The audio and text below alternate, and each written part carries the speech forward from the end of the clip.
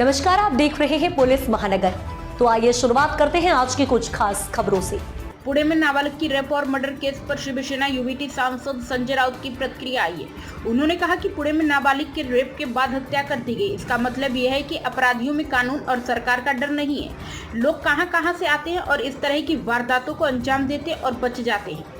उन्होंने आगे कहा कि इसके लिए अगर कोई जिम्मेदार है तो यह सरकार है। इस राज्य के मुख्यमंत्री गृह मंत्री देवेंद्र फडणवीस और कानून व्यवस्था राजनीति में उलझी पड़ी है। वीआईपी की सुरक्षा में व्यस्त है। मुख्यमंत्री एक महीने तक तमिलनाडु, केरल, असम और बंगाल के विधानसभा चुनाव में जाते हैं। ऐसे में यहाँ हालात कौन संभालेगा।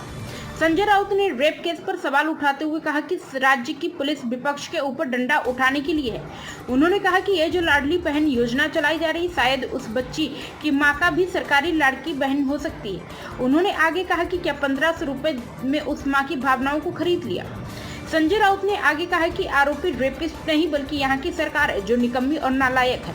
वहाँ पुलिस क्या कर रही है, इस देश में क्या हो रहा है, संविधान का उल्लंघन हो रहा है और जो लोग उस बच्ची का शव लेकर बाहर आए उन पर आप लाठीचार्ज कर रहे हैं। बच्ची के रेप और हत्या के बाद सड़क पर उतरे लोग। पुणे में 4 साल की बच्ची से बलात्कार और उसकी हत्या के विरोध में सैकड़ों लोगों ने मुंबई बेंगलुरु राजमार्ग को अवरुद्ध कर दिया, जिसके कारण व्यस्त मार्ग पर लगभग 4 घंटे तक यातायात बाधित रहा।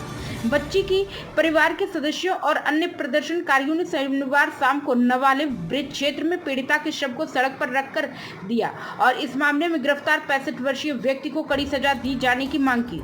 संजय राउत ने गांधी के नारी वंदना वाले ट्वीट पर कहा कि बीजेपी ने कभी नारी वंदना नहीं की है। उनकी नारी वंदना सिर्फ वोट और चुनाव के लिए होती। वे सिर्फ चुनाव के समय वोट के लिए योजनाओं के तहत पैसे बांटते। जैसे बिहार में 10,000 रुपए दिए गए, उनके लिए यह नारी वंदना है। अब तक की खबरों में बस इतना ही। ऐसे ही खबरों के लिए बने रहें हमारे साथ। तब तक के लिए नमस्कार।